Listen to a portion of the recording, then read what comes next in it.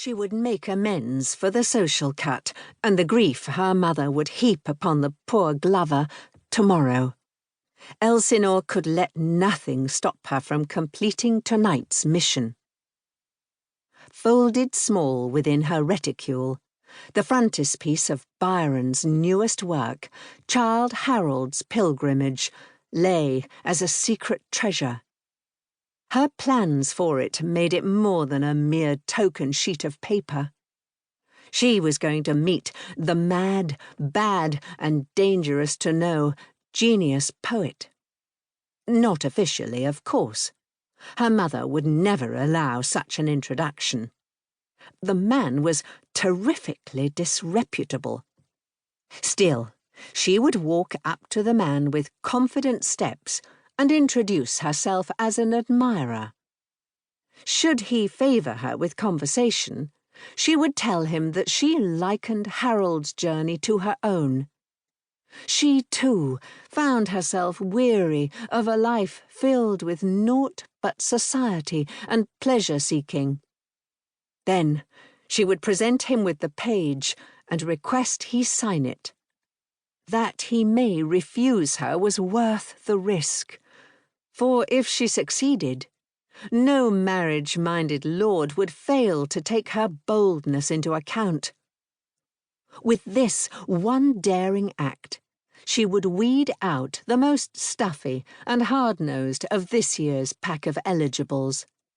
She had but this one season to narrow the field down to those men looking not for a meek, obedient wife, but a woman who considered herself more than just an ornament upon a man's arm to be trotted out on formal occasions, and then left to languish alone, with naught but her needlework for company.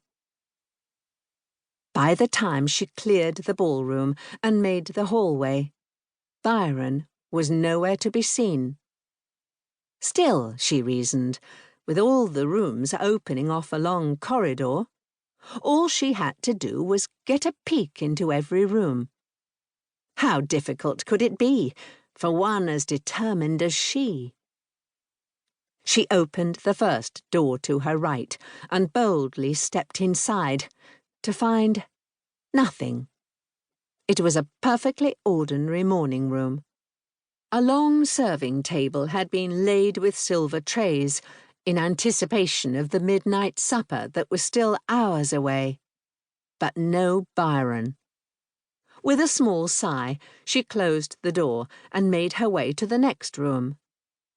With her mother and the fat Marquis waiting, her entire life was now set to the ticking of a clock.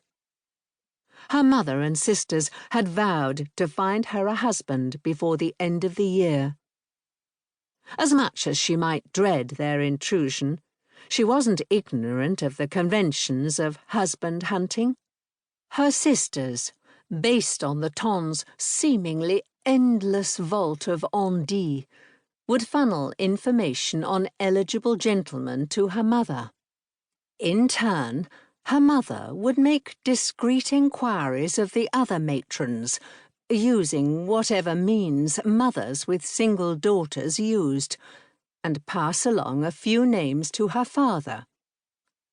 Father, being a duke held in high regard, would make sure the man had a suitable annual income and belonged to all the right clubs.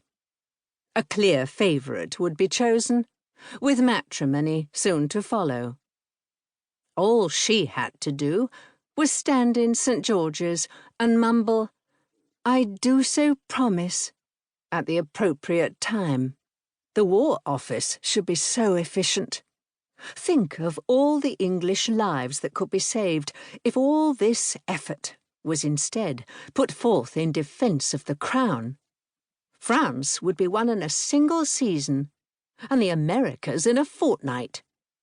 Battle-worn soldiers and spies alike would turn to custard at the thought of being interrogated by a determined mamma. The door to the next room was slightly ajar and abuzz with male voices. Ah, the card room.